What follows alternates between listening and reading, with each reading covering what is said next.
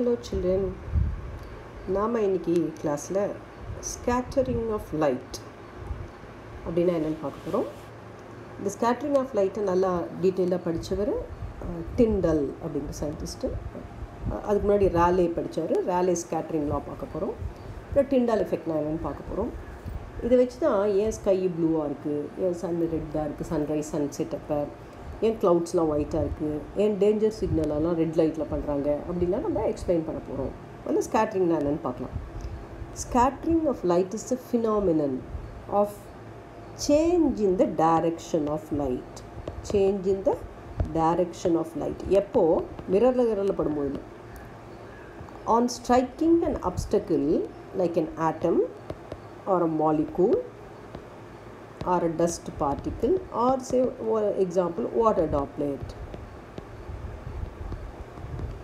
So நம்ம மிரரில் reflection பார்த்தோம், அங்கேயும் சேஞ்ச் இந்த டைரக்ஷன் தான். லைட்டு மிரரில் பட்டால் ரிஃப்ளெக்ட் ஆகி திரும்பி போச்சு. ஒரு ரே வந்தால் ஒன்றாவே திரும்பி போச்சு. பட் இந்த ஸ்கேட்டரிங்கில் என்னென்னா, ஒரு டஸ்ட் பார்ட்டிக்கல் இருக்குன்னு வச்சுக்கலாம், அதில் வந்து சன்லைட் வந்து இன்சிடென்ட் ஆகுதுன்னு வச்சுக்கலாம். அப்படி ஸ்கேட்டர் ஆகி அது போகும்போது நம்ம பார்த்தோன்னா இங்கேருந்து எக்கச்சக்கமாக ப்ளூ கலர் நிறையா தெரியும். இந்த ஸ்கேட்டர்ட் லைட்டில் கொஞ்சோண்டு ரெட்டு தெரியும். பார்த்தா அப்புறம் அந்த மிடில் இருக்க எல்லோ ரீஜன் கொஞ்சம் தெரியும். ஸோ அதை பார்த்தா மெஜாரிட்டியாக டாமினேட் பண்ணக்கூடிய கலர்னு பார்த்தோன்னா ப்ளூ கலர் தான் டாமினேட் பண்ணுறது. இது என்ன அப்படிங்கிறத லார்ட் ராலே அவர் தான் இது டீட்டெயில்டாக படித்தார். படிச்சுட்டு he stated law, Rayleigh scattering லான்னு பேர். அவர் என்ன சொன்னார், the intensity of the scattered light is inversely proportional to the fourth power of wavelength, or the amount of scattering is inversely proportional to the fourth power of wavelength ன்னு சொன்னார். நம்ம இந்த visible spectrum விப்ஜிஆரில் பார்த்தோன்னா, as you go from violet to red, the wavelength keeps on increasing.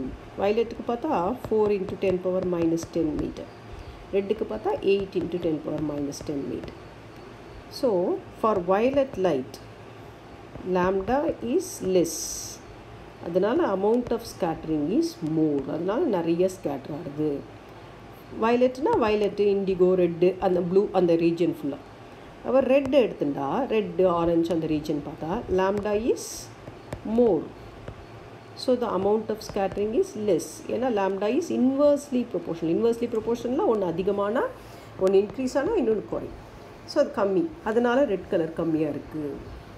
இன்னொரு விஷயம் சொன்னார், இது மட்டும் இல்லை, the amount of scattering, another important size factor in the scattering is relative size of the scatterer. இந்த scattering எப்போ நடக்கும் அப்படிங்கிறதுக்கு ஒரு முக்கியமான விஷயம் சொன்னார். இந்த ஸ்கேட்டரோட சைஸ் எக்ஸ்ன்னு வச்சுக்கலாம். அது வேவ் லெங்க்த்தை விட ரொம்ப பெருசாக இருந்தால், very much greater than the wavelength of the லைட்னா, all colours are scattered equally.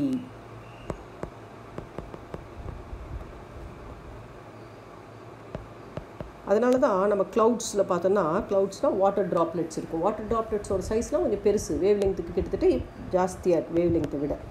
அதனால் க்ளவுட்ஸில் பார்த்தா எல்லா கலரும் ஈக்குவலாக ஸ்கேட்டர் ஆகுது. அதனால் க்ளவுட்ஸ்லாம் ஒயிட்டாக இருக்குது, அங்கே ப்ளூ கலர்லாம் தெரியல.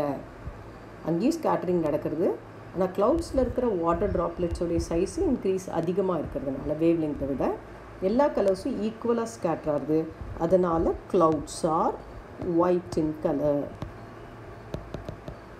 அதே நம்ம அட்மாஸ்பியர் எடுத்துக்கிட்டோன்னா, if the size of the particle is comparable to the wavelength of the light, இல்லை size of the particle is lesser than the wavelength of light, இப்படி இருந்தால் தான் இந்த ராலே ஸ்கேட்டரிங் லா வேலை செய்யும். என்னது, blue colour is scattered more, red is scattered less. இதை என்ன பண்ணார், இந்த இவருடைய இவர் சொன்னார் இல்லையா, இதை வந்து எக்ஸ்பெரிமெண்டலாக ஆக்சுவலி டிண்டல் தான் வெரிஃபை பண்ணார். ஒரு டிண்டல் எக்ஸ்பெரிமெண்ட் புக்கில் ஒரு டயக்ராம் கொடுத்துருப்பாங்க, நான் ரஃபாக வரைகிறேன், நீங்கள் தெரியும். ஒரு டப்பில் வந்து ஒரு டிரான்ஸ்பரண்ட் கிளாஸ் ஜாரில் வாட்டர் எடுத்துக்கிறோம். எடுத்துகிட்டு ஒரு சோர்ஸ்லேருந்து ரேஸை கான்வெக்ஸ் லென்ஸில் இன்சிடென்ட் பண்ண வச்சு, ஏன் அப்படின்னா அப்படியே போட்டால் அது டைவர்ஜிங் ரேஸாக இருக்குது. இப்போ கான்வெக்ஸ் லென்ஸில் போட்டால் அது பேரலல் பீம் ஆக்கும். அந்த பேரலல் பீமை இந்த கிளாஸில் இருக்கும் லிக்விட் வழியாக, வாட்டர் வழியாக நம்ம அனுப்பி, அது டிரான்ஸ்பெரண்ட்டாக இருக்கிறதுனால அப்படியே லைட்டு போயிடும் அது வழியாக. திரும்ப இந்த ரேஸை இன்னொரு கான்வெக்ஸ் லென்ஸ், ஒரு கார்ட்போர்டு ஒன்று எடுத்து அதில் ஒரு ஓட்டை ஒன்று பண்ணியிருக்காங்க. அந்த ஹோல் வழியாக அதை பாஸ் பண்ணி, அந்த கார்ட்போர்டில் இருக்க ஹோல் வழியாக ஒரு கான்வெக்ஸ் லென்ஸில் இன்சிடெண்ட் பண்ண வச்சு, கான்வெக்ஸ் லென்ஸ் என்ன பண்ணும், பேரலல் பீம் இன்சிடெண்ட் பண்ண அதோட ஃபோக்கஸ் பண்ணும். அந்த ஃபோக்கஸில் ஒரு ஸ்க்ரீனை ஒன்று வச்சுருக்காங்க. இப்போ பார்த்தா இங்கேருந்து ஒயிட் லைட் அனுப்பினா ஒயிட் லைட்டே தான், ஒரு ஸ்கேட்ரிங் நடக்கல, அப்படியே நேராக ஒயிட் லைட் போயிடுச்சு. ஸ்க்ரீனில் நமக்கு ஒரு ஒயிட் கலர் தெரியுது. இப்போ இதில் என்ன பண்ணார், ஒரு 100 கிராம் ஆஃப் சோடியம் தயோசல்ஃபேட், ஹைப்போன்னு சொல்லுவோம், sodium thiosulphate which is called hypo. இது 1 liter of clean water, 100 gram in 1 liter. So எவ்வளோ வாட்டர் எடுத்துகிட்டு இருக்கோமோ அதுக்கு தகுந்த மாதிரி அது கூட ஒரு 1 to 2 cc of concentrated sulfuric acid அதையும் ஆட் பண்ணால் இந்த சல்ஃபர் பார்ட்டிகிள்ஸ்லாம் என்ன ஆகும், செட்டில் ஆகும், ப்ரிசிபிடேட் ஆகும். சல்ஃபர் பார்ட்டிகிள்ஸ் ஒரு ஆட் பண்ணி ஒரு ஃபியூ செகண்ட்ஸ்குள்ளேயே சல்ஃபர் பார்ட்டிகிள்ஸ் ஃபஸ்ட்டு நடக்கக்கூடிய விஷயம், சல்ஃபர் பார்ட்டிகிள்ஸ் ப்ரிசிபிடேட். நம்ம பார்த்தாலே தெரியும், கட்டிக்கல் கொஞ்சம் அப்படியே கொஞ்சம் பெருசாக பார்ட்டிக்கிள் உருவாகும். இப்போ என்ன ஆகும், இப்போ லைட் இந்த சல்ஃபர் பார்ட்டிக்கிளில் பட்டு ஸ்கேட்டர் ஆக ஆரம்பிக்குது. ஸோ பார்ட்டிகிள்ஸ் இருந்ததுன்னா அதில் ஸ்கேட்டர் ஆகும், அதில் செகண்ட் லைட் கெட் ஸ்கேட்டர்ட். ரெண்டாவது நம்ம பார்க்க போகிறது லைட்டு ஸ்கேட்டர் ஆகும். பார்த்தா ஸ்கேட்டர் ஆனால் கிளாஸ் ஜார் தானே, கிளாஸ் ஜாரோட 4 பக்கம் இருக்குது. இப்போ சைடு வழியாக 3 பக்கத்து வழியாகவும் நம்மளால் அந்த ஸ்கேட்டர்ட் லைட்டை பார்க்கலாம். இந்த சைடு மட்டும்தான் நேராக போயிடும், இந்த side front side back side இந்த சைடு வழியாகவும் 3 சைடு வழியாகவும் நம்மளால் பார்க்க முடியும். பார்க்கும்போது on the 3 sides we can see the blue colored scattered light. 3 சைட்லேயும் பார்த்தோன்னா ப்ளூ கலர் வர ஆரம்பிக்கும், ஃப்ரண்ட் பக்கமாக, லெஃப்ட் சைடில், பின் சைட்லலாம். ஆனால் அந்த லைட் இந்த டிரான்ஸ்மிட் ஆகி போச்சு இல்லையா, அந்த சைடில் மட்டும் பார்த்தா ப்ளூவெல்லாம் ஸ்கேட்டர் ஆகிட்டதுனால ரெட் லைட்டு மட்டும் போகும், டிரான்ஸ்மிட்டட் லைட்டு. அது கான்வெக்ஸ் லென்ஸில் நம்ம ஃபோக்கஸ் ஆகி கரெக்டாக ஸ்க்ரீனில் பார்த்தோன்னா on the screen we can see the red crimson. முதல்ல ஆரஞ்சு ரெட்டாக இருக்கும், கொஞ்சம் நேரத்தில் அது நல்ல கிரிம்சன் ரெட்டாக மாறிடும். அப்போ என்ன தெரியுது, பார்ட்டிக்கிளோட சைஸு சின்னதாக இருந்தால் இந்த ராலே ஸ்கேட்ரிங் நடக்கும், அதில் ப்ளூ கலரில் ஸ்கேட்டர் ஆகிட்டு போயிடும், மிச்சம் இருக்கிற ரெட் கலர் மட்டும் ஸ்க்ரீனுக்கு போய் சேரும். இதை இவர் டிண்டல் வெரிஃபை பண்ணார். இதை நம்ம மனசில் வச்சுட்டு தான் நாம் we are going to explain why the sky appears blue அப்படின்னு சொல்லிட்டு நம்ம சொல்ல போகிறோம். பார்க்கலாம், நம்ம ஸ்கையை எப்போ பார்க்குறோம், இதுதான் எர்த்துன்னு வச்சுக்கலாம். Earth atmosphere extends up to certain டிஸ்டன்ஸ்னு வச்சுக்கலாம். இவ்வளோ வரைக்கும் அட்மாஸ்பியர் இருக்குது, கொஞ்சமே பெட்டராக வரையலாம். ஓகே,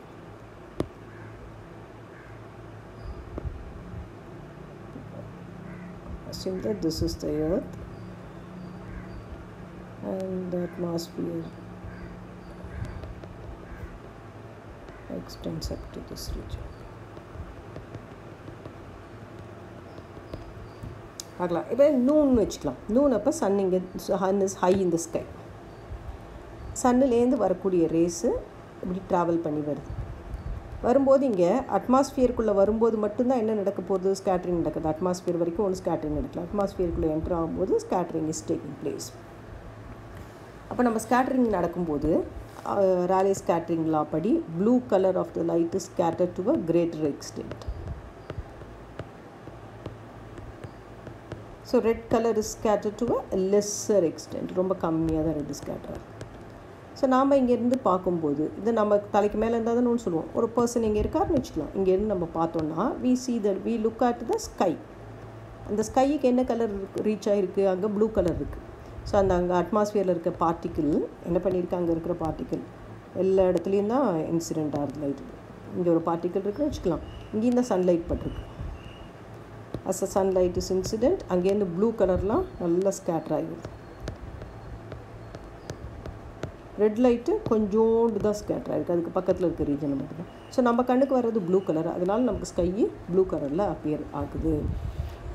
ஆனால் சன்செட் அண்ட் சன்ரைஸ் அப்போ என்ன நடக்கிறது, சன்செட்டுனால் நம்ம எதை சொல்லுவோம், சன்ரைஸ்னால் The sun is at the horizon. இங்கே இருக்குது sun.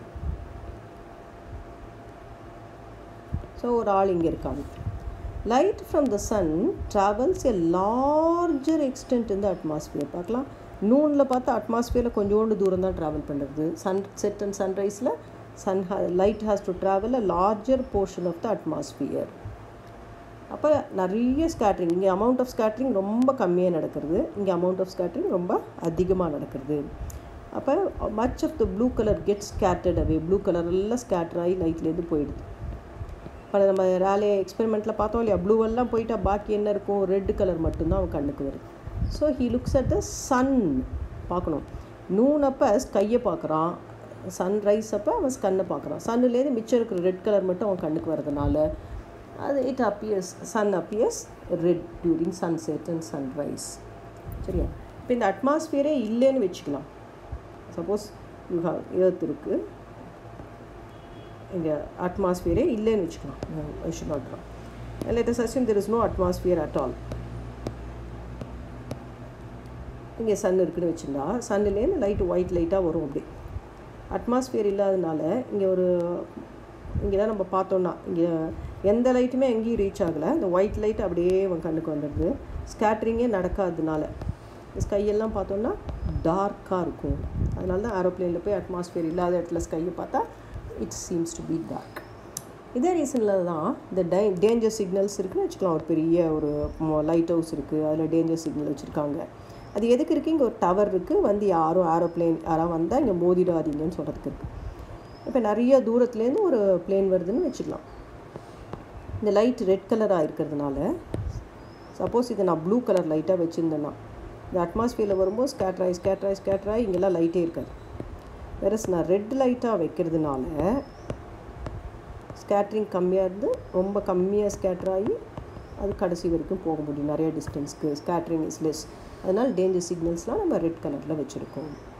ஸோ நம்ம இந்த ராலே ஸ்கேட்ரிங் லாவை யூஸ் பண்ணி why the sky appears blue அப்படின்னு சொல்கிறோம், why the sun appears red at sunset and sunrise சொல்கிறோம், why the danger signals are red in color, why the clouds are white. அதுக்கு என்ன reason சொல்லணும், clouds white-ஆக இருக்கிறது, clouds-ஓடைய particle size பெருசாக இருக்கிறதுனால அங்கே all colours are scattered equally.